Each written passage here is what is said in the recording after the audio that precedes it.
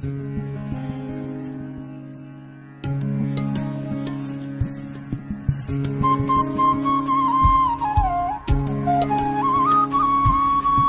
ایک گہرا کنواں ہوں اس زمین پر، بے شمار لڑکے لڑکیوں کے لیے کہ ان کی پیاس بجھاتا رہوں۔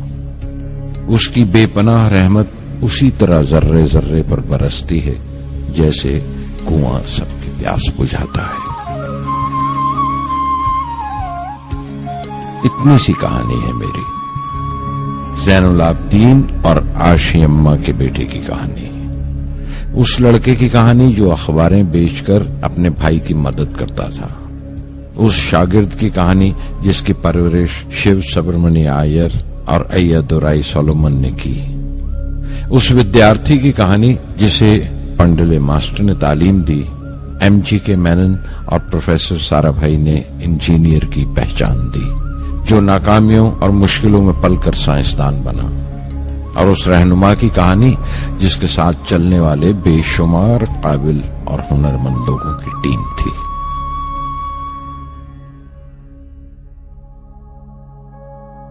میری کہانی میرے ساتھ ختم ہو جائے گی، کیونکہ دنیاوی معنوں میں میرے پاس کوئی پونجی نہیں ہے، میں نے کچھ حاصل نہیں کیا، جمع نہیں کیا، میرے پاس کچھ نہیں اور کوئی نہیں، نہ بیٹا نہ بیٹی نہ پریوار۔ میں دوسروں کے لیے مثال نہیں بننا چاہتا، لیکن شاید کچھ پڑھنے والوں کو پریرنا ملے کہ انتم سکھ روح اور آتما کی تسکین ہے، خدا کی رحمت ان کی وراثت ہے۔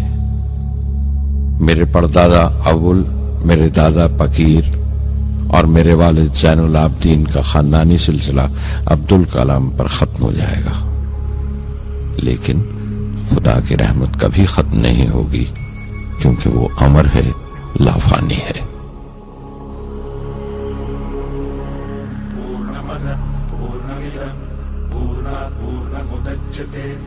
पूर्णस्य पूर्णमादाय पूर्णमेवावशिष्यते।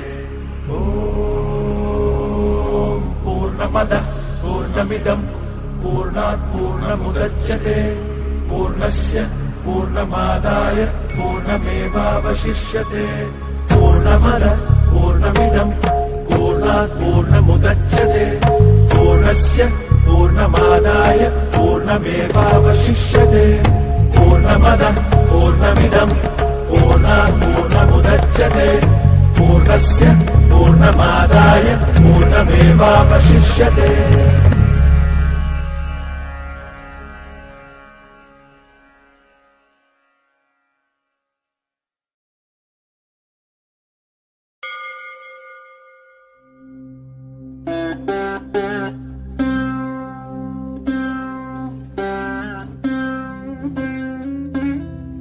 میں شہر رامیشورم کے ایک مڈل کلاس تمل خاندان میں پیدا ہوا۔ میرے ابا زین العابدین کے پاس نہ تعلیم تھی نہ دولت، لیکن ان مجبوریوں کے باوجود ایک دانائی تھی ان کے پاس اور حوصلہ تھا، اور میری ماں جیسی مددگار تھی عاشی اماں۔ ان کی کئی اولادوں میں ایک میں بھی تھا، بلند قامت ماں باپ کا ایک چھوٹے سے قد والا معمولی شکل و صورت کا لڑکا۔ اپنے پشتینی مکان میں رہتے تھے ہم، جو کبھی 19ویں صدی میں بنا تھا۔ کافی وسیع اور پکا مکان تھا رامیشورم کی مسجد سٹریٹ میں۔ میرے ابا ہر طرح کے عیش و آرام سے دور رہتے تھے، مگر ضروریات کی تمام چیزیں میسر تھیں۔ سچ تو یہ ہے کہ میرا بچپن بڑا محفوظ تھا، مادی طور پر بھی اور جذباتی طور پر بھی، مٹیریلی اینڈ ایموشنلی۔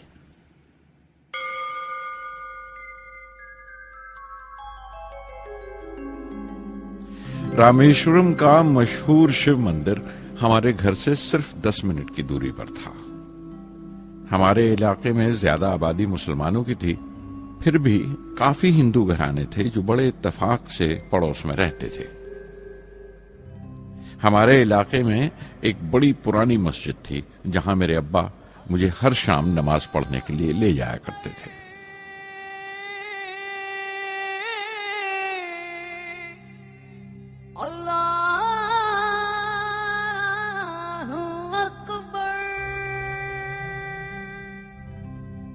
रामेश्वरम मंदिर के बड़े पुरोहित पक्षी लक्ष्मण शास्त्री मेरे अब्बा के पक्के दोस्त थे। मेरी बचपन की यादों में आंकी हुई एक याद ये भी थी कि अपने अपने रवायती लिबास में बैठे हुए वो दोनों कैसे रूहानी मसलों पर देर देर तक बातें करते रहते थे। मेरे अब्बा मुश्किल से मुश्किल रूहानी मामलों को भी तमिल की आम जबान में बयान कर लिया करते थे। एक बार मुझसे कहा था, जब आफत आए तो आफत की वजह समझने की कोशिश करो, मुश्किलें हमेशा खुद को परखने का मौका देती हैं।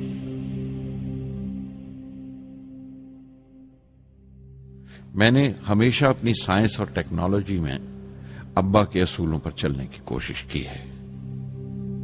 मैं इस बात पर यकीन रखता हूं कि हमसे ऊपर भी एक आला ताकत है, एक महान शक्ति है जो हमें मुसीबत, मायूसी और नाकामियों से निकालकर सच्चाई के मुकाम तक पहुंचाती है।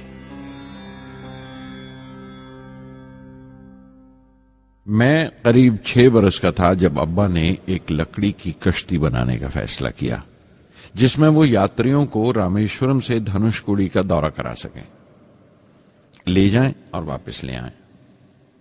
वो समंदर के साहिल पर लकड़ियां बिछाकर कश्ती का काम किया करते थे, एक और हमारे रिश्तेदार के साथ, अहमद जलालुद्दीन। बाद में उनका निकाह मेरी आपा जोहरा के साथ हुआ। अहमद जलालुद्दीन हालांकि मुझसे 15 साल बड़े थे, फिर भी हमारी दोस्ती आपस में जम गई थी। हम दोनों हर शाम लंबी सैर को निकल जाया करते थे। मस्जिद गली से निकलकर हमारा पहला पड़ाव शिव मंदिर हुआ करता था, जिसके गिर्द हम उतनी ही श्रद्धा से परिक्रमा करते थे जिस श्रद्धा से बाहर से आए हुए यात्री। जलालुद्दीन ज्यादा पढ़ लिख नहीं सके उनके घर के हालात की वजह से, लेकिन मैं जिस जमाने की बात कर रहा हूं, उन दिनों हमारे इलाके में सिर्फ वही एक शख्स था जो अंग्रेजी लिखना जानता था। जलालुद्दीन हमेशा तालीम याफ्ता पढ़े लिखे लोगों के बारे में बातें करते थे, साइंस की इजाद, मेडिसिन और उस वक्त के लिटरेचर का जिक्र किया करते थे। एक और शख्स जिसने बचपन में मुझे बहुत मुतासिर किया वो मेरा कजन था, मेरा चचेरा भाई शमसुद्दीन। उसके पास रामेश्वरम में अखबारों का ठेका था और सब काम अकेले ही किया करता था। हर सुबह अखबार रामेश्वरम रेलवे स्टेशन पर ट्रेन से पहुंचता था। सन 1939 में दूसरी आलमगीर जंग शुरू हुई, द सेकेंड वर्ल्ड वॉर। उस वक्त मैं 8 साल का था। हिंदुस्तान को इत्तेहादी फौजों के साथ शामिल होना पड़ा और एक इमरजेंसी के से हालात पैदा हो गए थे। सबसे पहली दुर्घटना यह हुई कि रामेश्वरम स्टेशन पर आने वाली ट्रेन का रुकना कैंसिल कर दिया गया और अखबारों का गट्ठा अब रामेश्वरम और धनुषकोडी के बीच से गुजरने वाली सड़क पर चलती ट्रेन से फेंक दिया जाता। शमसुद्दीन को मजबूरन एक मददगार रखना पड़ा जो अखबारों के गट्ठे सड़क से जमा कर सके। वो मौका मुझे मिला और शमसुद्दीन मेरी पहली आमदनी की वजह बना। हर बच्चा जो पैदा होता है वो कुछ समाजी और आर्थिक हालात से जरूर असरअंदाज होता है और कुछ अपने जज्बाती माहौल से भी। उसी तरह उसकी तरबियत होती है। मुझे दयानतदारी और सेल्फ डिसिप्लिन अपने अब्बा से विरासत में मिला था और मां से अच्छाई पर यकीन करना और रहमदिली। लेकिन जलालुद्दीन और शमसुद्दीन की सोहबत से जो असर मुझ पर पड़ा, उससे सिर्फ मेरा बचपन ही महज अलग नहीं हुआ, बल्कि आइंदा जिंदगी पर भी उसका बहुत बड़ा असर पड़ा।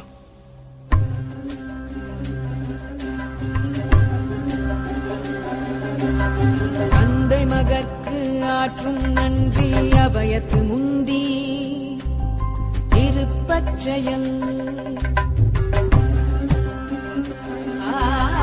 தந்தை மகற்கு ஆற்றும் நன்றி அபயத்து முந்தி இருப்பச்செயல்.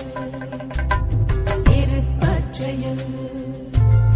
மகன் தந்தைக்கு ஆற்றும் உதவி இவன் தந்தை என்னோற்றார்கள்.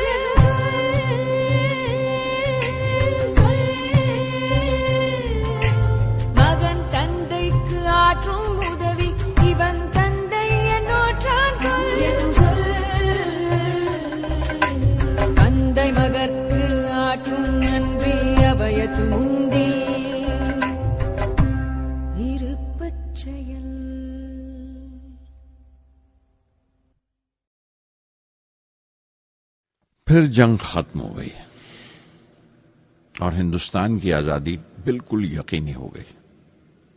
میں نے ابا سے رامیشورم چھوڑنے کی اجازت چاہی. میں ڈسٹرکٹ ہیڈ کوارٹرز رامناتھ پورم جا کر پڑھنا چاہتا تھا.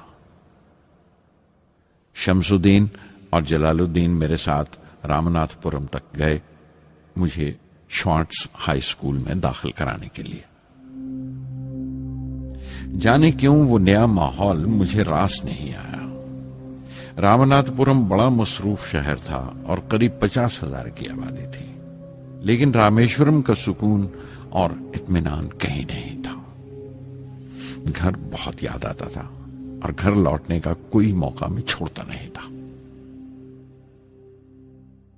شوارٹز ہائی اسکول میں داخل ہونے کے بعد ایک 15 سالہ لڑکے کے تمام شوق جو ہو سکتے تھے میرے اندر جاگ اٹھے.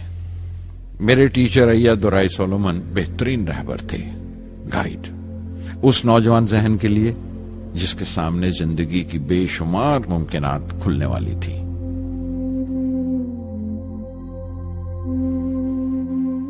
رامناتھ پورم کے اس عرصہ قیام میں ان سے میرا رشتہ استاد شاگرد یا گرو شیشیہ سے بھی آگے نکل گیا. ایا دورائی کہا کرتے تھے، زندگی کامیاب ہونے اور نتیجے حاصل کرنے کے لیے 3 طاقتوں پر قابو پانا بہت ضروری ہے: خواہش، یقین اور امید. ایا دورائی سولومن جو بعد میں ریورنڈ ہو گئے کہا کرتے تھے، اس سے پہلے کہ میں چاہوں کچھ ہو جائے یہ ضروری ہے کہ میرے اندر اس کی پوری شدت سے خواہش ہو اور یقین ہو کہ وہ ہوگا. میں اپنی زندگی سے اگر مثال دوں تو مجھے بچپن سے ہی آسمان کے اسرار اور پرندوں کی پرواز ہمیشہ حیران کرتی تھی، فیسینیٹ کرتی تھی. سمندر میں کونجوں اور بگلوں کو اونچی اڑانے لگاتے دیکھتا تھا تو اڑنے کو جی کرتا تھا. میں ایک سادہ لوگ گاؤں ہی کا لڑکا تو تھا، لیکن مجھے یقین تھا کہ ایک دن میں ضرور ان کونجوں کی طرح بلند اڑانے لگاؤں گا، بلندی پر پرواز کروں گا. اور حقیقت یہ ہے کہ رامیشورم سے اڑنے والا میں پہلا لڑکا تھا.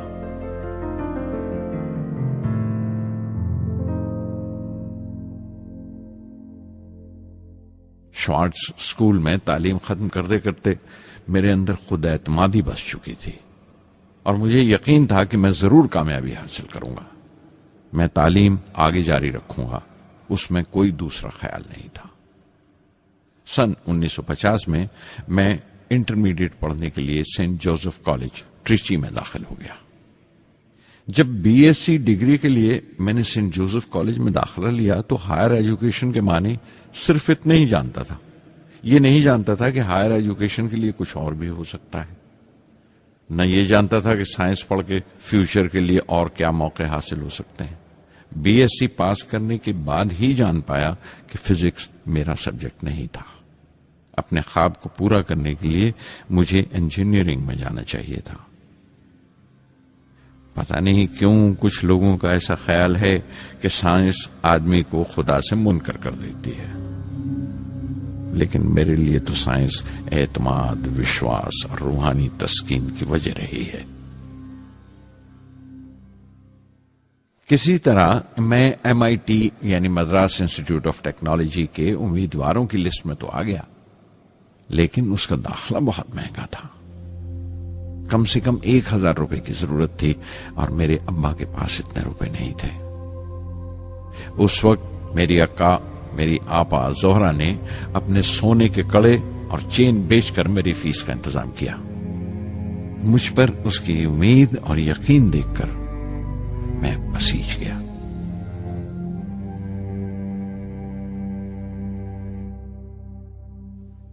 ایم آئی ٹی میں سب سے زیادہ مزہ آیا. وہاں 2 ہوائی جہاز رکھے دیکھ کر جو اڑان سے بری کر دیے گئے تھے، مجھے ان کی طرف ایک عجیب سا کھچاؤ محسوس ہوتا تھا. اور جب سب لڑکے ہاسٹل لوٹ جاتے تھے میں کئی گھنٹے ان کے پاس بیٹھا رہتا تھا. فرسٹ ایئر مکمل کرنے کے بعد جب مجھے اپنے زیادہ خصوصی مضمون چننا تھے، یعنی اپنی اسپیشل برانچ کا چناؤ کرنا تھا، تو میں نے فورن ایروناٹیکل انجینئرنگ کا چناؤ کر لیا. MIT کی تعلیم کے دوران مجھے 3 ٹیچرز نے بہت متاثر کیا: پروفیسر اسپونڈر، professor KAV Pandalai, professor Narasimha Rao. Professor اسپونڈر ٹیکنیکل ایروڈائنامکس سکھاتے تھے۔ ایروناٹیکل انجینئرنگ میں داخلے سے پہلے میں نے ان سے صلاح لی تھی۔ انہوں نے سمجھایا تھا کہ مجھے مستقبل کا فیصلہ کرنے سے پہلے مستقبل کی ممکنات کے بارے میں نہیں سوچنا چاہیے، بلکہ سوچنا چاہیے ایک اچھی بنیاد کے لیے اور اپنے رجحان اور اشتیاق کے بارے میں کہ اس میں کتنی شدت ہے، میرے ایپٹیچیوڈز اور ایسپریشن میں کتنی انٹینسٹی ہے۔ میں خود بھی ہونے والے انجینئرنگ اسٹوڈنٹس سے کہنا چاہتا ہوں کہ جب وہ اپنا اسپیشلائزیشن کا چناؤ کریں تو یہ دیکھیں کہ ان میں کتنا شوق ہے، کتنا اتساہ ہے اور لگن ہے اس شعبے میں جانے کے لیے۔ پروفیسر KAV پنڈلے نے مجھے ایرو اسٹرکچر ڈیزائن سکھایا اور اس کا تجزیہ بھی، وشلیشن، انالیسس بھی۔ وہ بڑے خوش دل اور دوست ٹیچر تھے اور ہر سال کوئی نہ کوئی نیا طریقہ، نیا نظریہ لے کر آتے تھے کورس میں۔ پروفیسر نرسنگھ راؤ میتھمیٹیشین تھے، وہ ایروڈائنامکس کی تھیوری سکھایا کرتے تھے۔ ان کی کلاس میں داخل ہو کر مجھے میتھمیٹیکل فزکس باقی تمام سبجیکٹس سے زیادہ اچھا لگنے لگا۔ سادھر سنگی ہری ہری نام چتارا چتارا، سادھر سنگی ہری ہری نام چتارا، سہجی انت ہوے دنو راتی، انکر بھلو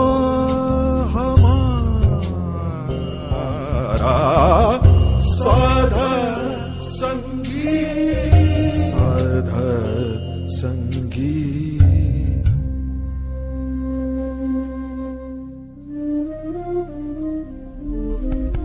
گرو پورا بھیٹیو بڑ بھاگی، گرو پورا بھیٹیو بڑ بھاگی، جاکو انت نہ پاراوارا، انت نہ پاراوارا، نانک سرنی گہی سوامی کی، پنہ پنہ نمسکار، سادھر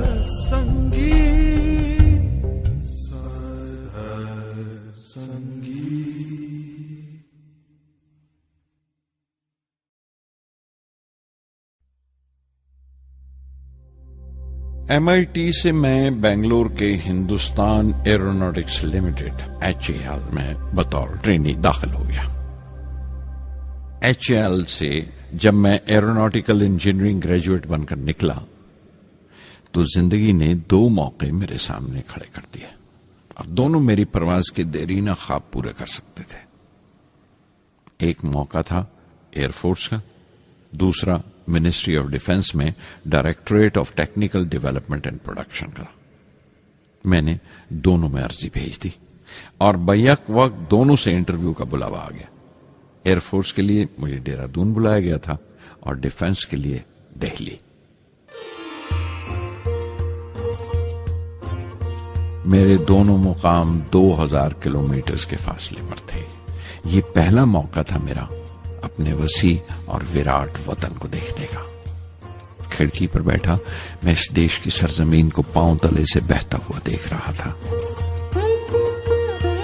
حیران تھا کہ اتر کی طرف سفر کرتے ہوئے ایک ہی ملک کا لینڈسکیپ کیسے بدلتا چلا جاتا ہے۔ میں 1 ہفتہ دہلی میں ٹھہرا، ڈیفنس منسٹری کا انٹرویو دیا۔ انٹرویو اچھا ہوا تھا۔ وہاں سے میں دہرادون گیا ایئر فورس سلیکشن بورڈ کے انٹرویو کے لیے۔ 25 امیدواروں میں 9ویں نمبر پر آیا۔ میرا دل بیٹھ گیا، بہت مایوس ہوا اور کئی دن تک افسوس رہا کہ ایئر فورس میں جانے کا موقع میرے ہاتھ سے نکل گیا۔ میں رشی کیش چلا گیا، دل پر یہ بوجھ لے کر کہ آنے والے دن بڑے سخت ہوں گے۔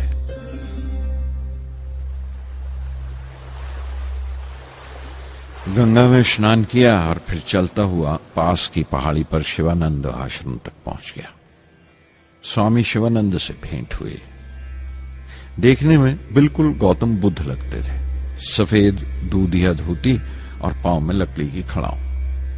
ان کی بچوں سی معصوم مسکان اور سادہ دلی دیکھ کر بہت پربھاوت ہوا میں نے بتایا انہیں کیسے میں انڈین ایئر فورس میں بھرتی ہونے سے رہ گیا اور میری کتنی شدید خواہش تھی آسمانوں میں اڑنے کی، پرواز کرنے کی۔ وہ مسکرا دیے اور بولے، خواہش اگر دل و جان سے نکلی ہو، وہ پوتر ہو اور اس میں شدت ہو، تو اس میں کمال کی ایک الیکٹرو میگنیٹک انرجی ہوتی ہے، ایک برقی مقناطیسی طاقت ہوتی ہے۔ دماغ جب سوتا ہے تو وہ انرجی رات کی خاموشی میں باہر نکل جاتی ہے اور صبح کائنات برہمانڈ سے ستاروں کی گتی رفتار کو اپنے ساتھ سمیٹ کر دماغ میں لوٹ آتی ہے۔ اسی لیے جو سوچا ہے اس کی سرشٹی اوشیہ ہے، وہ تخلیق ہوگا۔ تم وشواس کرو اس ازلی بندھن پر، اس وچن پر کہ سورج پھر لوٹے گا، باہر پھر سے آئے گی۔ میں دہلی لوٹ آیا، ڈیفنس سے اپنا انٹرویو کا نتیجہ دریافت کیا۔ جواب میں مجھے اپوائنٹمنٹ لیٹر تھما دیا گیا اور اگلے دن سے سینئر سائنٹیفک اسسٹنٹ مقرر کر دیا گیا، 250 روپے کی ماہانہ تنخواہ پر۔ 3 سال گزر گئے۔ انہی دنوں بنگلور میں ایروناٹیکل ڈیولپمنٹ اسٹیبلشمنٹ ADE کا ایک نیا محکمہ کھلا اور مجھے وہاں پوسٹ کر دیا گیا۔ بنگلور کانپور سے بالکل مختلف شہر تھا۔ میں اپنے ڈائریکٹوریٹ کی پوسٹنگ کا پہلا سال وہاں گزار چکا تھا۔ دراصل ہمارے دیش میں یہ ایک عجیب طریقہ ہے، ایک عجیب سا ڈھنگ ہے اپنے لوگوں کو حد درجہ تک نچوڑ لینے کا، جو ہمارے لوگوں کو انتہا پسند بنا دیتا ہے۔ شاید اس لیے کہ صدیوں اس دیش نے غیر ملکی تہذیبوں کے زخم بھی کھائے ہیں اور انہیں اپنے دامن میں جگہ بھی دی ہے۔ الگ الگ حکمرانوں سے وفا کرتے کرتے ہم اپنی حیثیت، اپنی یکتائی کھو بیٹھے ہیں، بلکہ ہم نے ایک اور ہی قسم کی خوبی پیدا کر لی ہے کہ ایک ہی وقت میں رحم دل بھی ہیں اور بے رحم بھی، حساس بھی ہیں اور بے حس بھی، جتنے گہرے ہیں اتنے ہی سطحی۔ اوپر سے دیکھو تو ہم بڑے خوش رنگ اور خوبرو نظر آتے ہیں، لیکن کوئی غور سے دیکھے تو اپنے حکمرانوں کی ایک بے ڈھب نقل سے زیادہ کچھ نہیں ہے۔ میں نے کانپور میں کلے میں دبائے ہوئے پان والے نواب واجد علی شاہ کے نقلچی بہت دیکھے، اور بنگلور میں فرنگیوں کے انداز میں کتے کی زنجیر تھامے ٹہلتے ہوئے صاحبوں کی کمی نہیں تھی۔ بنگلور میں رہ کر میں رامیشورن کی سکون اور گہرے شانت واتاورن کے لیے ترستا تھا۔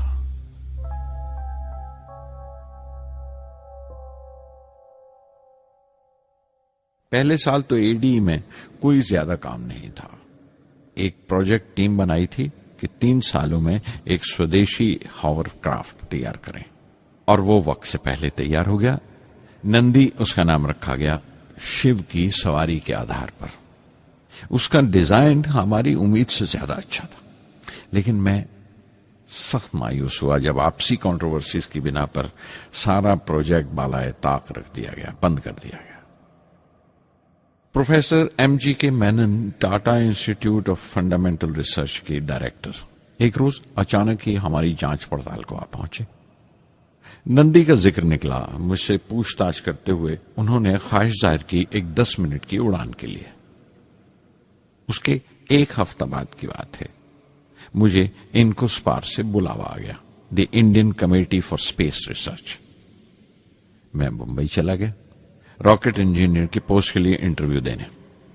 میرا انٹرویو لینے والے ڈاکٹر وکرم سارا بھائی اور پروفیسر MGK مینن کے علاوہ مسٹر سراف تھے، جو اس وقت ایٹمک انرجی کمیشن کے ڈپٹی سیکرٹری کے عہدے پر تھے۔ ڈاکٹر سارا بھائی کی گرم جوشی نے پہلی ہی ملاقات میں میرا دل موہ لیا۔ اگلے ہی دن مجھے خبر مل گئی کہ میں چن لیا گیا۔ مجھے انکوسپار میں راکٹ انجینئر کی حیثیت سے شامل کر لیا گیا تھا۔ سن 1962 کے دیرینہ حصے میں کہیں انکوسپار نے تھمبا میں ایکویٹوریل راکٹ لانچنگ اسٹیشن بنانے کا فیصلہ کیا۔ تھمبا کیرلا میں تریویندرم سے پرے ایک دور دراز کے اونگتے سے گاؤں کا نام ہے۔ ہندوستان میں یہ ماڈرن راکٹ بیسڈ ریسرچ کی ایک دبی سی ابتدا تھی، ہلکی سی شروعات۔ اس کے فوراً بعد ہی مجھے 6 ماہ کے لیے امریکہ بھیج دیا گیا، ناسا میں راکٹ لانچنگ کی ٹریننگ کے لیے۔ جانے سے پہلے میں تھوڑا سا وقت نکال کر رامیشورم گیا۔ میرے ابا میری اس کامیابی کے لیے بہت خوش ہوئے اور مجھے اسی مسجد میں لے جا کر شکرانے کی نماز ادا کی۔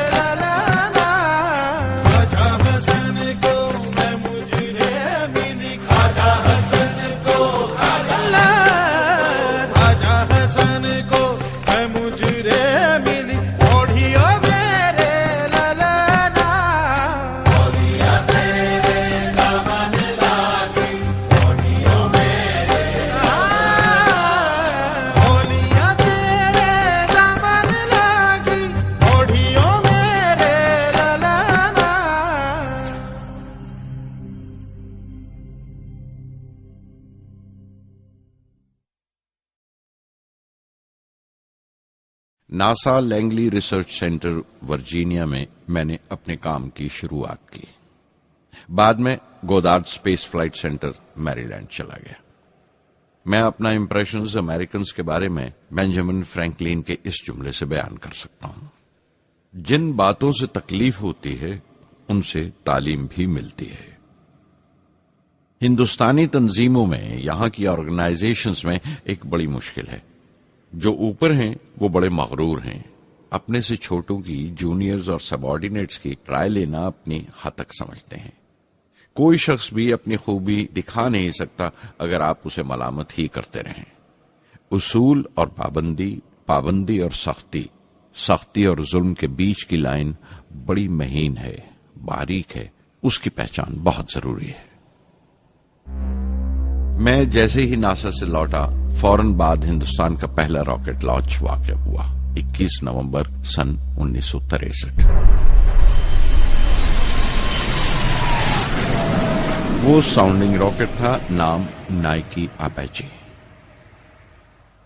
نائکی اپیچی کی کامیابی کے بعد پروفیسر سارا بھائی نے اپنی آرزو، اپنے ایک خواب کا اظہار کیا، ایک Indian satellite launch vehicle ISLV کا سپنا۔ ہندوستانی راکٹ کا خواب 20ویں صدی میں ایک طرح سے 18ویں صدی کا خواب بھی کہلا سکتا ہے، جو ٹیپو سلطان نے دیکھا تھا۔ ٹیپو سلطان کی فوج میں 27 بریگیڈ تھے جو خشون کہلاتے تھے، اور ہر ایک بریگیڈ میں ایک دستہ تھا راکٹ مین کا جو ساتھ رہا کرتا تھا اور جرکس کہلاتا تھا۔ جب ٹیپو سلطان مارا گیا تو انگریزوں نے 700 راکٹس اور 900 راکٹ کے سب سسٹمز برآمد کیے 1799 میں تیروکناہلی کی جنگ کے بعد۔ وہ راکٹس ولیم کانگریو نے انگلینڈ بھیجوا دیے جانچ پڑتال کے لیے، اس کی تکنیک سمجھنے کے لیے، جسے آج کی سائنسی زبان میں ہم ریورس انجینئرنگ کہتے ہیں۔ ٹیپو سلطان کی موت کے ساتھ اس خواب کی بھی موت ہو گئی، کم سے کم 150 سال کے لیے۔ پنڈت جواہر لال نہرو کی بدولت وہ راکٹری کا خواب ایک بار پھر ہندوستان میں زندہ ہوا۔ پروفیسر سارا بھائی نے اس خواب کو حقیقت بنانے کی ذمہ داری اپنے سر لے لی۔ بہت سے تنگ نظر لوگوں کو اعتراض تھا اس بات پر کہ اس ملک میں جہاں لوگوں کو 2 وقت کی روٹی نصیب نہیں ہوتی وہاں ان سپیس اڑانوں کو، ان خلائی تحریکوں کو کیوں ترجیح دی جا رہی ہے۔ لیکن پردھان منتری پنڈت نہرو اور پروفیسر سارا بھائی کے نظریے میں کسی قسم کا مبالغہ نہیں تھا۔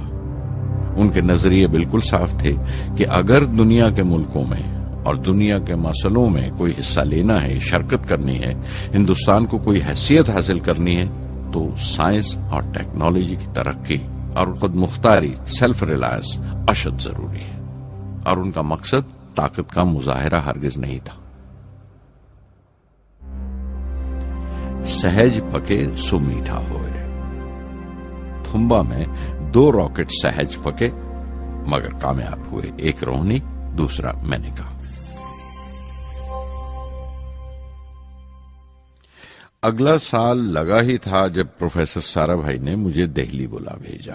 ایک میٹنگ تھی اور میٹنگ میں group captain V S Narayanan سے میرا تعارف کرایا گیا جو ایئر ہیڈ کوارٹرز سے تھے۔ پروفیسر سارا بھائی نے ریٹو تیار کرنے کا ارادہ ظاہر کیا، rocket assisted take of system, ایک ملٹری ایئر کرافٹ جو راکٹ کی مدد سے اڑایا جا سکے بڑی چھوٹی سی جگہ میں۔ شام تک یہ خبر بھی عام ہو گئی کہ ہندوستان ایک خود ساختہ ملٹری ایئر کرافٹ تیار کر رہا ہے اور میں اس پروجیکٹ کا مختار ہوں، ذمہ دار ہوں۔ میں کئی طرح کے جذبات سے بھر گیا، خوش بھی تھا، شکر گزار بھی، خوش قسمت بھی، اور ایک احساس ہوا تکمیل کا، فلفلمنٹ کا۔ 19ویں صدی کے ایک شاعر کی یہ سطریں بہت یاد آئیں، ہر دن کے لیے تیار رہو، ہر دن کو ایک طرح ہی ملو، جب اوکھلی ہو برداشت کرو، جب دستہ ہو تو وار کرو۔ ریٹو پہ کام کرتے ہوئے 2 اہم واقعات ہوئے۔ پہلا تو یہ تھا کہ اپنے دیش میں پہلی بار اسپیس ریسرچ کا 10 سالہ پروگرام تیار ہوا جس کے آتھر تھے پروفیسر سارا بھائی۔ میرے لیے وہ ایک ایسا رومانی مینیفیسٹو تھا جیسے اسپیس سے عشق کرنے والے کسی شاعر کی رومانی نظم ہو، جیسے کوئی اپنے دیش کے آسمان سے عشق کرنے لگا ہو۔ اور دوسرا واقعہ منسٹری آف ڈیفنس میں میسائل پینل کا تیار ہونا۔ نارائنن اور میں، ہم دونوں اس پینل کے ممبر تھے۔ اس وقت تک بھوش کی آنے والی SLV سیٹلائٹ لانچ وہیکل کا ناک نقشہ بھی تیار ہو چکا تھا۔ پروفیسر سارا بھائی اپنے دیرینہ خواب کو تعبیر دینے کے لیے کچھ اور ساتھیوں کا چناؤ کر چکے تھے۔ میں خود کو خوش قسمت سمجھتا ہوں کہ مجھے اس پروجیکٹ کا لیڈر چنا گیا۔ اس پر پروفیسر سارا بھائی نے مجھے ایک اور ذمہ داری بھی سونپی کہ لانچ کی 4تھی سٹیج میں ہی ڈیزائن کروں۔ یہ معمول تھا، میرا عادت تھی کہ ہر میسائل پینل کی میٹنگ کے بعد میں جا کر پروفیسر سارا بھائی کو پوری تفصیل، پوری رپورٹ دیتا تھا۔ دہلی میں ایسی ہی ایک میٹنگ کے بعد 23 دسمبر 1971 کو میں تریویندرم لوٹ رہا تھا، اور اس دن پروفیسر سارا بھائی تھمبا میں SLV کا معائنہ کرنے گئے ہوئے تھے۔ دہلی ایئرپورٹ کے لاؤنج سے میں نے انہیں فون کیا، پینل میٹنگ کی تفصیل بتائی۔ پروفیسر سارا بھائی نے مجھے کہا کہ میں تریویندرم ایئرپورٹ پر ان کا انتظار کروں۔ میں جب تریویندرم پہنچا تو فضا میں ایک ماتم بچھا ہوا تھا۔ مجھے خبر دی گئی کہ پروفیسر سارا بھائی نہیں رہے۔ چند گھنٹے پہلے دل کا دورہ پڑنے سے ان کا انتقال ہو گیا۔ میں تھرا کے رہ گیا۔ چند گھنٹے پہلے ہی تو میں نے ان سے بات کی تھی، میرے لیے وہ بہت بڑا صدمہ تھا۔ پروفیسر سارا بھائی میری نظر میں انڈین سائنس کے راشٹر پتا ہیں، جیسے راشٹر کے پتا مہاتما گاندھی ہیں۔ انہوں نے اپنی ٹیم سے رہنما پیدا کیے اور خود اپنے عمل سے ان کے لیے مثال ثابت ہوئے۔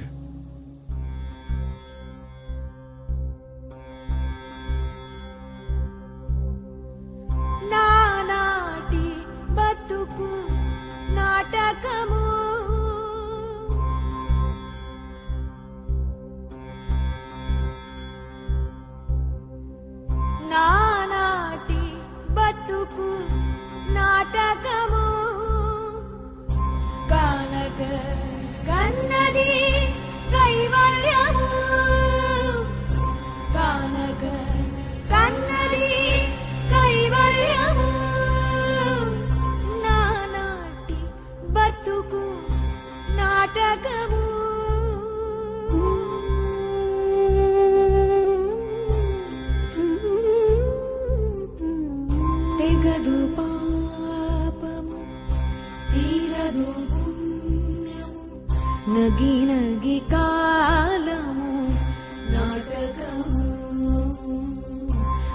తీరదు పాపము తీరదు పుణ్యము నగి నగి కాలము నాటకము యగువన శ్రీ వెంకటేశ్వరుడేకే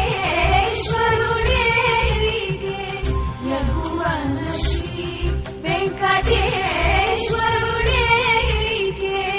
గగనము నీతిది కైవల్యము గగనము నీతిది కైవల్యము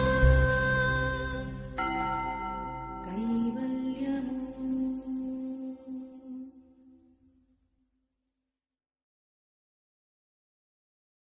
कुछ अरसा प्रोफेसर एमजी के मेनन ने स्पेस रिसर्च का काम संभाला. बिलाखिर प्रोफेसर सतीश धवन को Indian space research organisation ISRO की जिम्मेदारी सौंप दी गई. तुम्बा का पूरा कॉम्प्लेक्स एक बड़े पैमाने पर स्पेस सेंटर बना दिया गया और Vikram Sarabhai space centre VSSC का नाम दिया गया. जिसने वो सेंटर कायम किया था उसी के नाम से उस जगह की श्रद्धांजलि पेश की गई. मशहूर मेटलर्जिस्ट डॉक्टर ब्रह्म प्रकाश VSSC के पहले डायरेक्टर मुकर्रर हुए.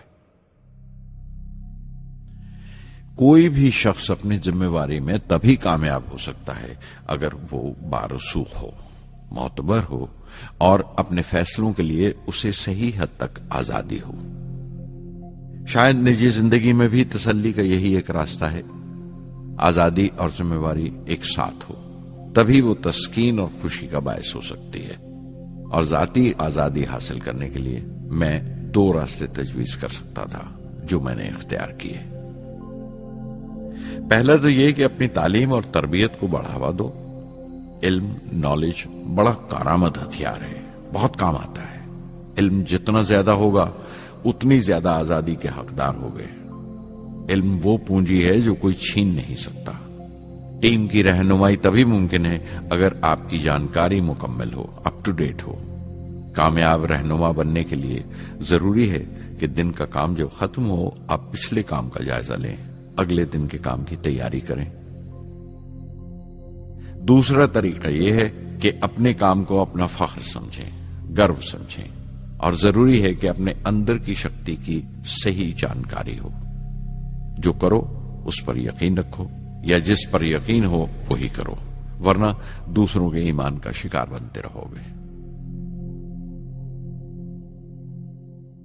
SLV प्रोजेक्ट के पहले 3 सालों में साइंस के बहुत से नए नए इसरार खुले और आहिस्ता आहिस्ता साइंस और टेक्नोलॉजी का फर्क समझ आने लगा. रिसर्च और अमल, डेवलपमेंट का फासला पता चलने लगा.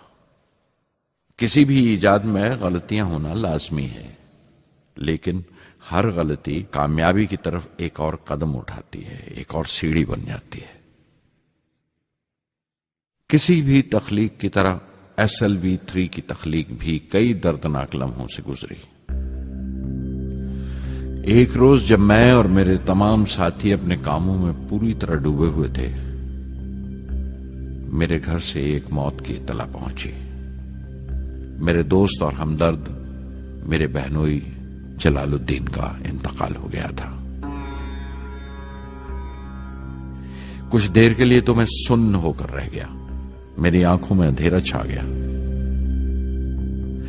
थोड़ी देर बाद जब अपने चौगिरदे का एहसास हुआ तो महसूस किया जैसे मेरी हस्ती का एक हिस्सा मर गया था.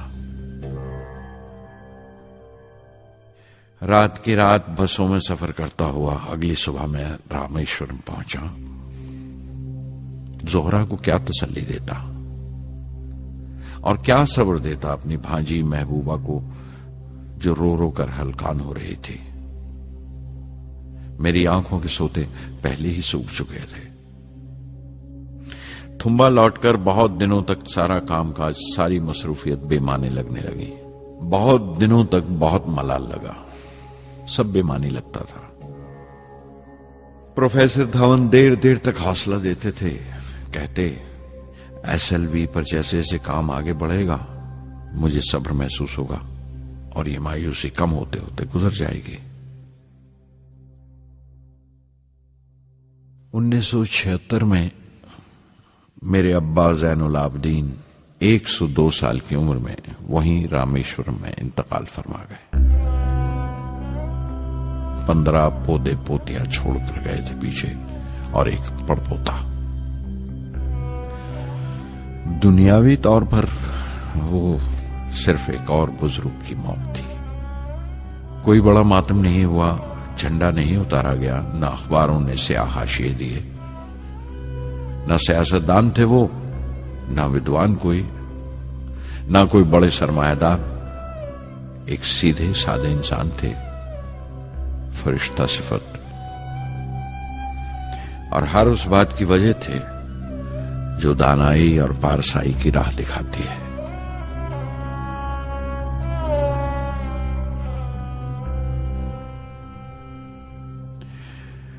میں بہت دیر تک اپنی ماں کے پاس بیٹھا رہا، چپ چاپ، اور جب اٹھا تھمبا لوٹنے کے لیے تو اس نے روندھے گلے سے دعائیں دی مجھے.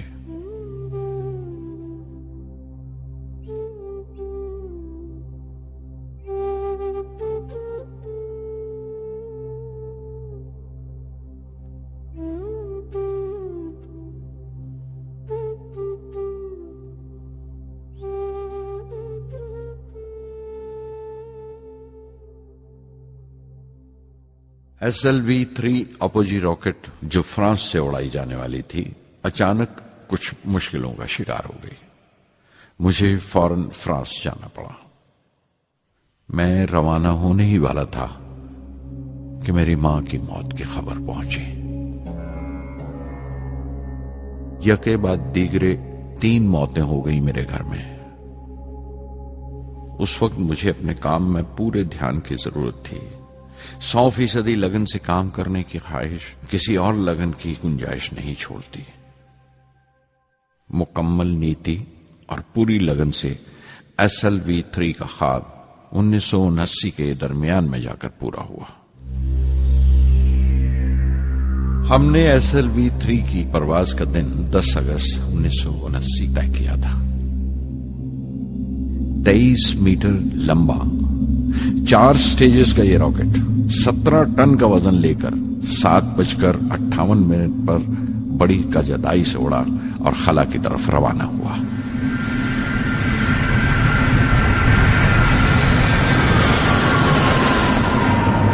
پہلی سٹیج ہر طرح سے پختہ نکلی اور بڑے آرام سے راکٹ دوسری سٹیج میں داخل ہو گیا. ہم سب دم بخود رہ گئے، سانس روکے بیٹھے تھے. ہمارے برسوں کا خواب آسمان کی طرف سفر کر رہا تھا. اچانک ہمارے خواب میں درار آئی، ہمارا سکوت ٹوٹا، ہماری خاموشی ٹوٹی. دوسری سٹیج قابو سے باہر ہونے لگی تھی. 317 سیکنڈ کے بعد پرواز ٹوٹ گئی. میری محنت اور امید چوتھی سٹیج کو ساتھ لے کر تمام ملبہ سری ہری کوٹا سے 560 کلومیٹر دور سمندر میں جا کے گرا.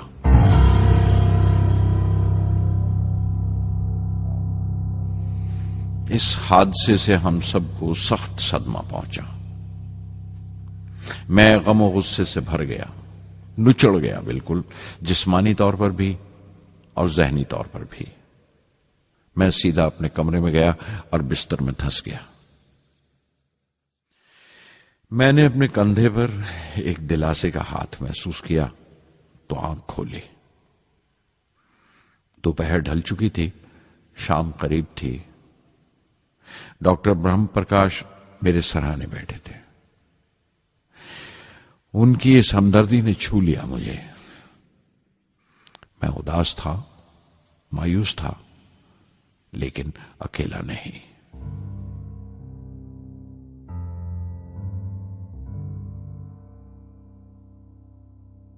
ہر شخص تکنیکی جمع تفریق اور بحث مباحثے کے بعد مطمئن ہو چکا تھا، سنتشٹ ہو چکا تھا، لیکن مجھے اطمینان نہ آیا اور مسلسل بے چین رہا. میں بے ساختہ کھڑا ہو گیا اور اعتراف کیا پروفیسر دھون کے سامنے، سر میرے ساتھیوں کو ناکامیابی کی وجہ دریافت ہو جانے سے اطمینان ہو گیا، لیکن میں اسے کافی نہیں سمجھتا. اس مشن کے ڈائریکٹر کی حیثیت سے اس غلطی کو بھی میں اپنی ذمہ داری سمجھتا ہوں. SLV-3 کی ناکامیابی کی ذمہ داری میری ہے.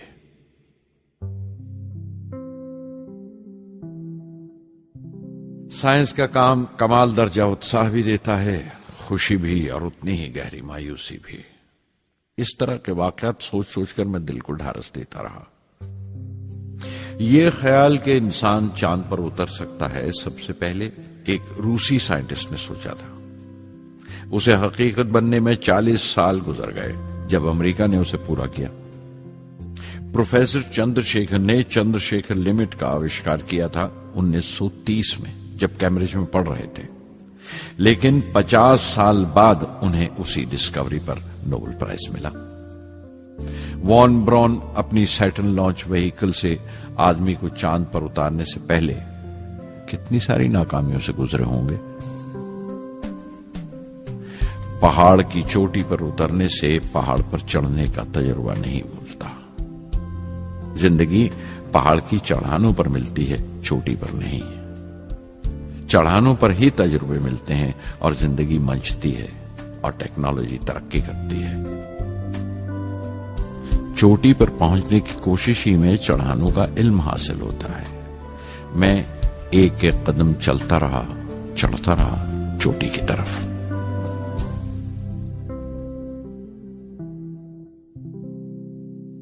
SLV-3 کی اڑان سے 30 گھنٹہ پہلے 17 جولائی 1980 کے دن اخباروں کی سرخیاں طرح طرح کی رائے اور اندازوں سے بھری ہوئی تھیں۔ زیادہ تر رپورٹرز نے پہلی SLV کی اڑان یاد دلائی تھی کہ کس طرح وہ راکٹ فیل ہو گیا تھا اور اس کا ملبہ سمندر میں جا کر گرا تھا۔ کچھ لوگوں نے تو دیش کی دوسری خامیوں کا ذکر کرتے ہوئے بھی اسے SLV-3 سے جوڑ دیا تھا۔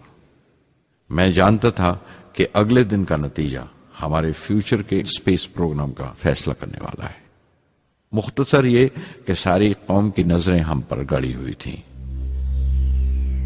18 جولائی 1980 صبح 8:03 پر ہندوستان کا پہلا سیٹلائٹ لانچ وہیکل اڑا۔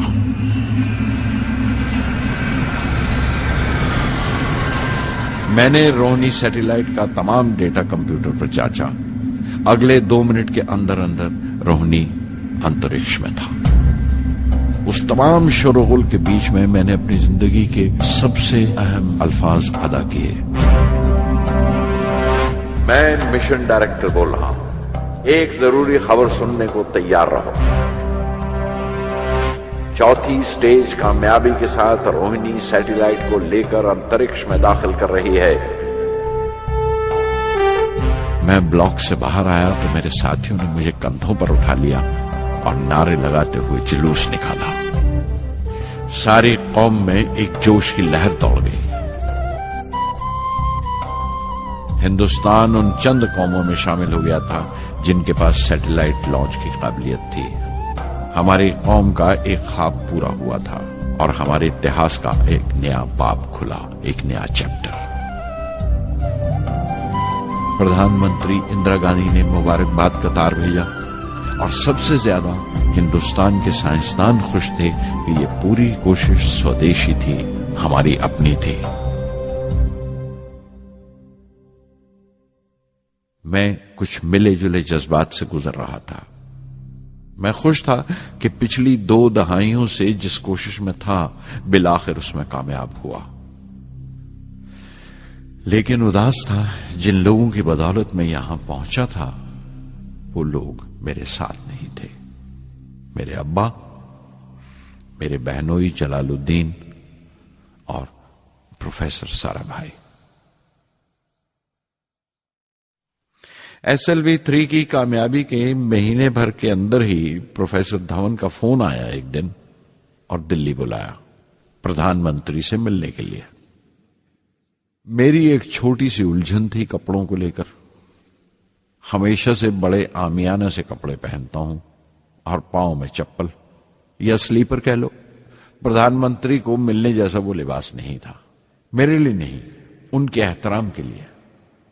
سنا تو پروفیسر دھون بولے، کپڑوں کی فکر مت کرو، تم نے جو شاندار کامیابی پہن رکھی ہے وہ کافی ہے۔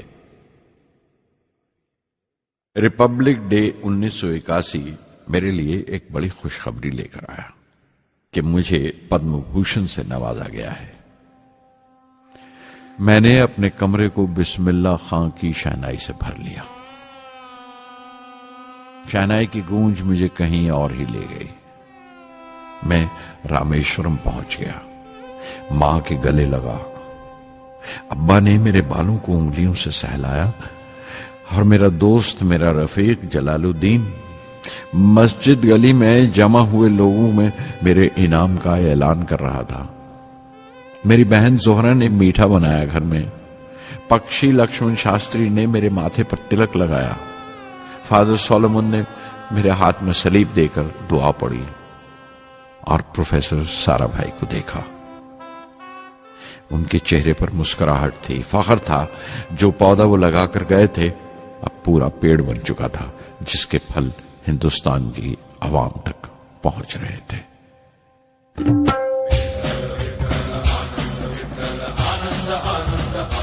ओ आनंदाचे डोही आनंद तरंग, आनंदाचे डोही आनंद तरंग, आनंदाची अंग, आनंदाचे आनंदाची अंग, आनंदाचे आनंदाचे डोही आनंद तरंग, आनंदाचे डोही आनंद तरंग।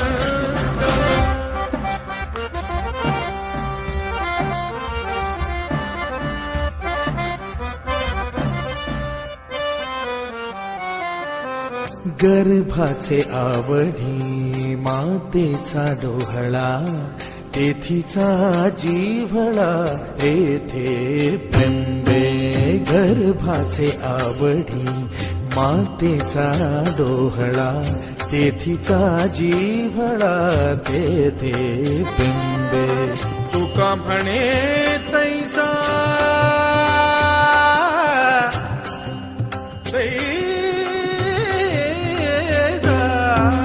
तुका म्हणे तैसा ओतलाचे ठसा, अनुभव सरीसा मुखाला। आनंदाचे डोही आनंद तरंग, आनंदाची अंग, आनंदाचे आनंदाचे डोही आनंद तरंग।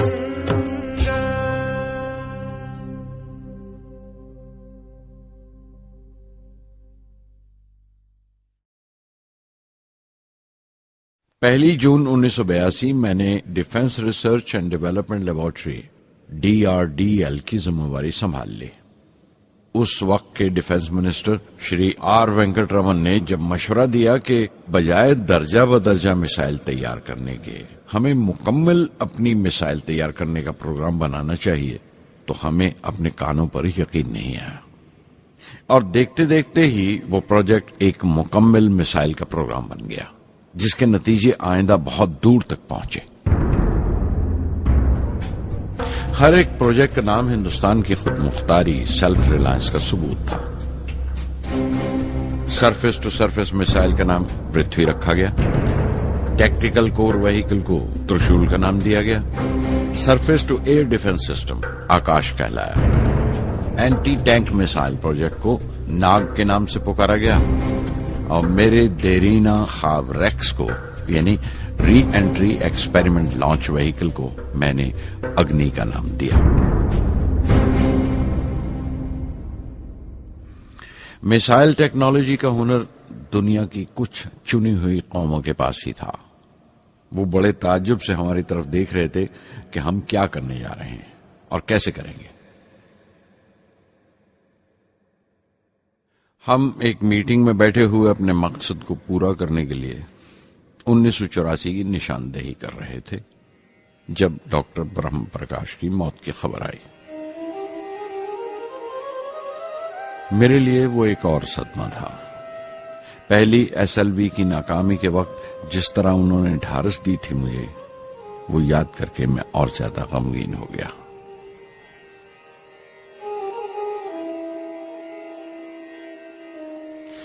प्रोफेसर सारा भाई अगर VSSC के निर्माता थे, बनाने वाले थे, तो डॉक्टर ब्रह्म प्रकाश उसके आमिल थे, एग्जीक्यूटर थे। उनकी विनम्रता ने मुझे बड़ी हद तक नरम कर दिया। اور میں نے اپنی تند مزاجی پر کافی قابو کر لیا۔ ان کی حلیمی صرف اپنی خوبیوں تک ہی محدود نہیں تھی، بلکہ اپنے سے چھوٹوں کو عزت دینا بھی ان کی عادت میں شامل تھا۔ ان کے برتاؤ اور سلوک میں یہ بات نظر آ جاتی تھی کہ کوئی شخص بھی خامیوں سے خالی نہیں ہے، یہاں تک کہ افسر بھی، لیڈر بھی، رہنما بھی۔ وہ بہت بڑے دانشور تھے۔ ایک کمزور سے شریر کے اندر ان میں بچوں کی سی معصومیت تھی۔ مجھے وہ ہمیشہ سائنسدانوں میں سنت نظر آتے تھے۔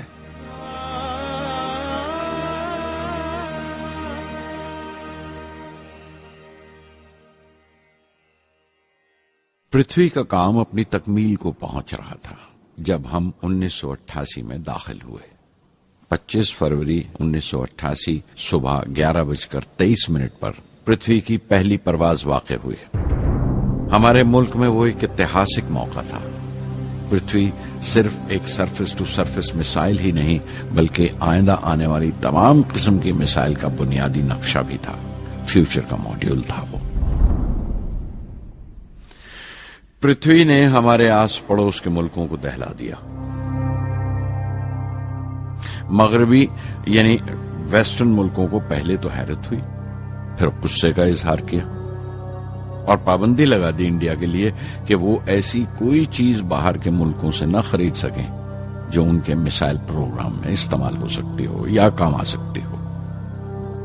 میسائل کی ایجاد میں ہندوستان کی خود مختاری نے دنیا کے تمام ترقی یافتہ ملکوں کو پریشان کر دیا۔ اگنی کی ٹیم میں 500 سے زیادہ سائنسدان شامل تھے۔ اگنی کی پرواز 20 اپریل 1999 میں طے پائی تھی۔ لانچ کی تمام تیاریاں مکمل ہو چکی تھیں اور حفاظت کے لیے یہ فیصلہ کیا گیا تھا کہ لانچ کے وقت آس پاس کے تمام گاؤں خالی کرا دیے جائیں۔ اخبارات اور دوسری میڈیا نے اس بات کو بہت اچھالا۔ 20 اپریل پہنچتے پہنچتے تمام ملک کی نظریں ہم پر ٹکی ہوئی تھیں۔ دوسرے ملکوں کا دباؤ بڑھ رہا تھا کہ ہم اس تجربے کو ملتوی کر دیں یا خارج کر دیں، لیکن سرکار مضبوط دیوار کی طرح ہمارے پیچھے کھڑی رہی اور کسی طرح ہمیں پیچھے نہیں ہٹنے دیا۔ پرواز سے صرف 14 سیکنڈز پہلے ہمیں کمپیوٹر نے رکنے کا اشارہ کیا۔ کسی ایک پرزے میں کوئی خامی تھی، وہ فوراً ٹھیک کر دی گئی، لیکن اسی وقت ڈاؤن رینج اسٹیشن نے رکنے کا حکم دیا۔ چند سیکنڈز میں کئی رکاوٹیں سامنے آ گئیں اور پرواز ملتوی کر دی گئی۔ اخبارات نے آستینیں چڑھا لیں، ہر بیان نے اپنی اپنی طرح کی وجوہات نکال لی۔ کارٹونسٹ سدھیر دار نے ایک کارٹون شائع کیا جس میں ایک خریدار کچھ سامان دکاندار کو واپس کرتے ہوئے کہہ رہا تھا، اگنی کی طرح وہ بھی نہیں چلی۔ ایک کارٹون میں دکھایا گیا کہ سائنسدان کہہ رہا ہے، سب ٹھیک تھا، سوئچ بٹن نہیں چلا۔ ہندوستان ٹائمز کے کارٹون میں ایک نیتا رپورٹر کو سمجھا رہا ہے، ڈرنے کی کوئی بات نہیں، یہ بڑی امن پسند اہنساواد کی مثال ہے، اس سے کوئی مرے گا نہیں۔ قریب 10 روز دن رات کام چلا میسائل کی درستی پر، اور آخرکار سائنسدانوں نے ایک نئی تاریخ طے کی اگنی کی پرواز کے لیے۔ مگر پھر وہی ہوا، 10 سیکنڈ پہلے کمپیوٹر نے رکاوٹ کا اشارہ کیا۔ پتہ چلا ایک پرزہ کام نہیں کر رہا ہے۔ پرواز پھر ملتوی کر دی گئی۔ ایسی بات کسی بھی سائنسی تجربے میں ہو جانا عام بات ہے، غیر ملکوں میں بھی بہت بار ہوتا ہے، لیکن امید سے بھری ہوئی قوم ہماری مشکلیں سمجھنے کو تیار نہیں تھی۔ ہندو اخبار میں کیشو کا ایک کارٹون چھپا جس میں ایک دیہاتی کچھ نوٹ گنتے ہوئے کہہ رہا تھا، میسائل کے وقت گاؤں سے ہٹ جانے کا معاوضہ ملا ہے، 2-4 بار اور یہ تجربہ ملتوی ہوا تو میں پکا گھر بنوا لوں گا۔ امول بٹر والوں نے اپنے ہورڈنگ پر لکھا، اگنی کو ایندھن کے لیے ہمارے بٹر کی ضرورت ہے۔ اگنی کی مرمت کا کام جاری رہا۔ آخر کار ایک بار پھر 22 مئی کی تاریخ اگنی کی پرواز کے لیے طے پائی۔ اس کی پچھلی رات ڈاکٹر اروناچلم، جنرل کے این سنگھ اور میں ڈیفنس منسٹر کے سی پنت کے ساتھ چہل قدمی کر رہے تھے۔ پورے چاند کی رات تھی، ہائی ٹائیڈ کا وقت تھا اور لہریں گرج گرج کر خدا کی عظمت کا نام لے رہی تھی۔ کل اگنی کی پرواز کامیاب ہوگی یا نہیں، بار بار یہی سوال ہمارے دماغ میں گونج رہا تھا۔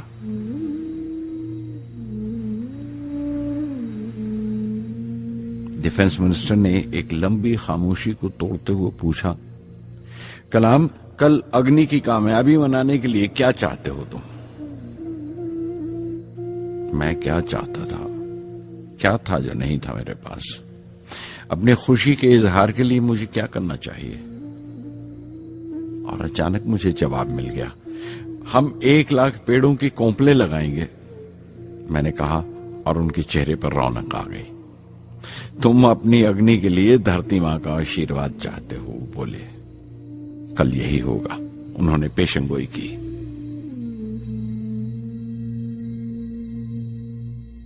اگلے دن صبح 7:10 پر اگنی لانچ ہوئی۔ قدم قدم صحیح نکلا۔ میزائل نے جیسے ٹیکسٹ بک یاد کر لی ہو، جیسے سبق یاد کر لیا تھا۔ ہر سوال کا صحیح جواب مل رہا تھا۔ لگتا تھا ایک لمبے خوفناک خواب کے بعد ایک خوبصورت صبح نے آنکھ کھلی ہے۔ 5 سال کی مشقت کے بعد ہم اس لانچ پیڈ پر پہنچے تھے۔ اس کے پیچھے 5 لمبے سالوں کی ناکامیابی، کوششیں اور امتحان کھڑے تھے۔ اس کوشش کو روک دینے کے لیے ہندوستان نے ہر طرح کے دباؤ برداشت کیے تھے، لیکن ہم نے کر دکھایا جو کرنا تھا۔ میری زندگی کا سب سے قیمتی لمحہ تھا وہ مٹھی بھر سیکنڈز، 600 سیکنڈ کی وہ پرواز جس نے ہماری برسوں کی تھکان دور کر دی، برسوں کی محنت کو کامیابی کا تلک لگایا۔ اس رات میں نے اپنی ڈائری میں لکھا، اگنی کو اس نظر سے مت دیکھو، یہ صرف اوپر اٹھنے کا سادھن نہیں ہے، نہ شکتی کی نمائش ہے۔ اگنی ایک لو ہے جو ہر ہندوستانی کے دل میں جل رہی ہے۔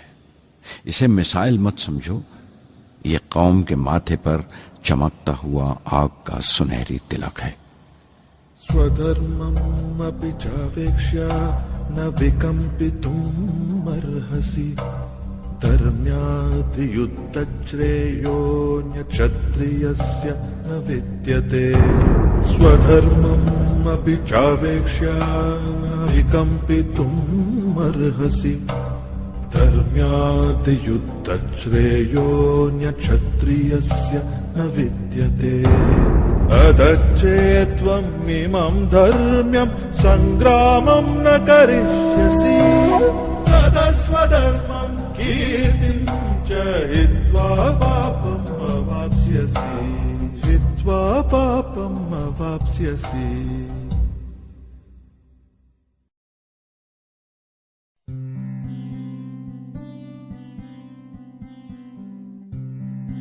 '90 کے ریپبلک ڈے پر دیش نے میسائل پروگرام کی کامیابی کا جشن منایا۔ مجھے پدم وبھوشن سے نوازا گیا اور ڈاکٹر اروناچلم کو بھی۔ 10 سال پہلے پدم بھوشن کی یادیں ایک بار پھر ہری ہو گئیں۔ رہن سہن میرا اب بھی ویسا ہی تھا جیسا تب تھا۔ 10x12 کا ایک کمرہ کتابوں سے بھرا ہوا اور کچھ ضرورت کا فرنیچر جو کرائے پر لیا تھا۔ فرق اتنا ہی تھا کہ تب یہ کمرہ تریویندرم میں تھا، اب حیدرآباد میں۔ ویٹر میرا ناشتہ لے کر آیا، اڈلی اور چھاچھ، اور آنکھوں میں ایک خاموش مسکراہٹ، مبارکباد کی۔ میں اپنے ہم وطنوں کی اس نوازش سے چھلک گیا۔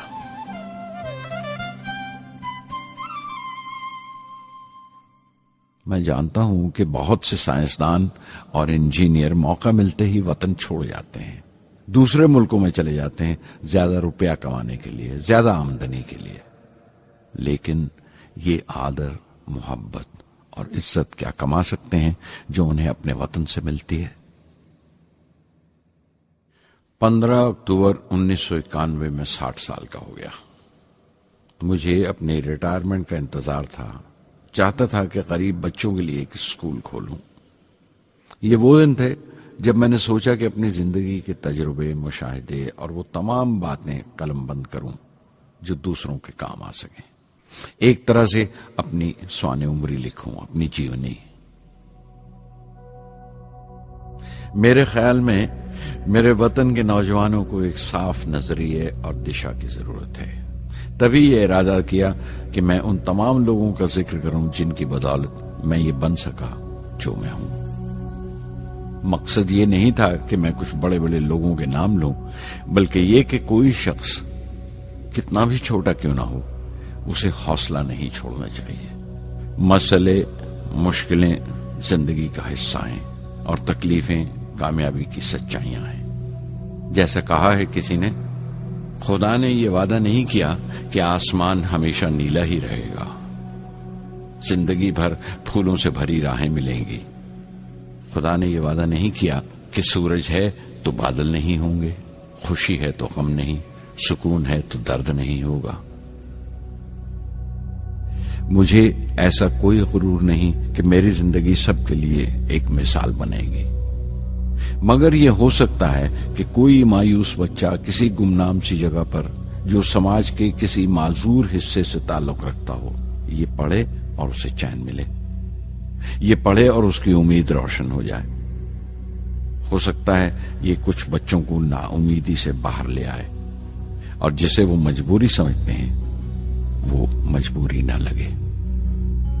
उन्हें यकीन रहे कि वो जहां भी हैं खुदा उनके साथ है। काश हर हिंदुस्तानी के दिल में जलती हुई लौ को पर लग जाए और उस लौ की परवाज से सारा आसमान रोशन हो जाए।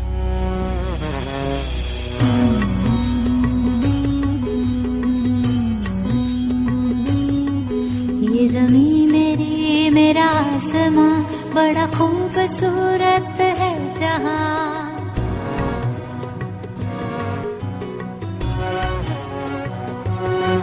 ये ज़मीं मेरी, मेरा आसमां, बड़ा खूबसूरत है जहां। मेरी जिंदगी परवाज़ है, वो फिजा मेरी, मैं उड़ूं जहां। मेरी जिंदगी परवाज़ है, वो फिजा मेरी, मैं उड़ूं जहां। ये ज़मीं मेरी, मेरा आसमां, बड़ा खूबसूरत है जहां। कभी धूप लेप के आसमां हमने सुनहरी कर लिया। कभी धूप लेप के आसमां हमने सुनहरी कर लिया।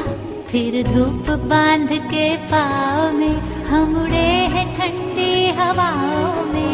ज़मीं मेरी, मेरा आसमां, बड़ा खूबसूरत है जहां। कभी वक्त उठा के सरों पे हम और आग लेके परों पे हम। कभी वक्त उठा के सरों पे हम और आग लेके परों पे हम।